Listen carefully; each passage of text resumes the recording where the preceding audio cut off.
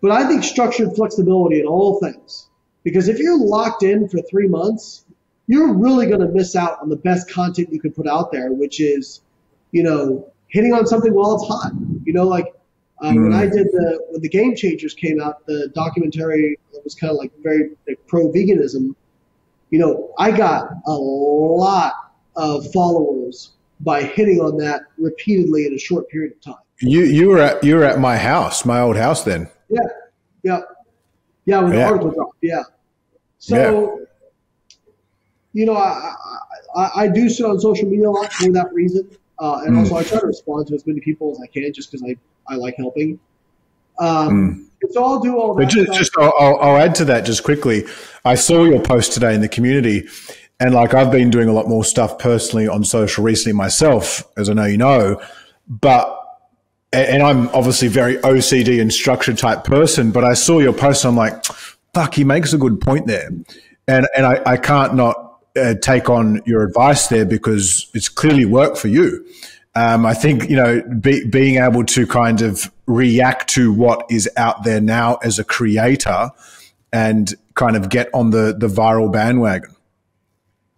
Yeah. I mean, there's pluses and minuses to everything. Like, obviously you don't want to just, like, I don't completely fly by the seat of my pants. I 90% fly by the seat of my pants, but I do have Monday I usually do like some kind of meme.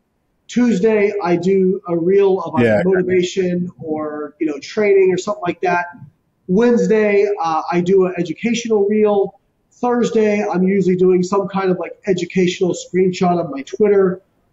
Friday I'm doing a What the Fitness reel. Saturday I'm doing whatever promotion I want or like a personal post. And then Sunday I'm usually talking about my own training, right? So I'm like, I know what I'm kind of talking about. I have a general outline. You got your pillars. I can kind of like pick what grabs me. And the same thing with memes. Like, as funny as it sounds, like, a good example is, a couple years ago when, like a year and a half ago when Will Smith slapped Chris Rock. Yeah. Like I realized, like, I'm not trying to make fun of Chris Rock. Yeah, of course, yeah. For him.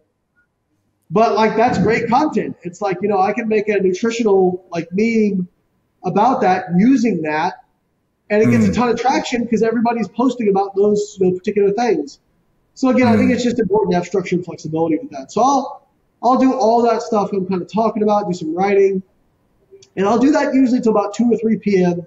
And then I'll go train. And then I'll usually train until about 5 or 6. I'll come home. That's at the same time when, like, my son has therapy till 5:30, so my kids usually get home around 5:45 or 6. And once the kids get home, I'm in dad mode for the rest of the day until they go to bed. And once they go to bed, I'll usually like just do something easy, like do a Q&A or something like that on my Instagram, or put up stories I missed during the day, or read messages or read emails or whatnot. I'll do that for like an hour and a half, and then I'll go to bed. So, the people who are like, oh, I grind, I do 12 hours a day. Cool. I do 7 or 8 hours a day. But I make those hours count. And I do think when I focus on stuff, I can get what takes most people 3 or 4 hours. I can get it done in probably like an hour. I'm usually pretty speedy when it comes to that kind of stuff.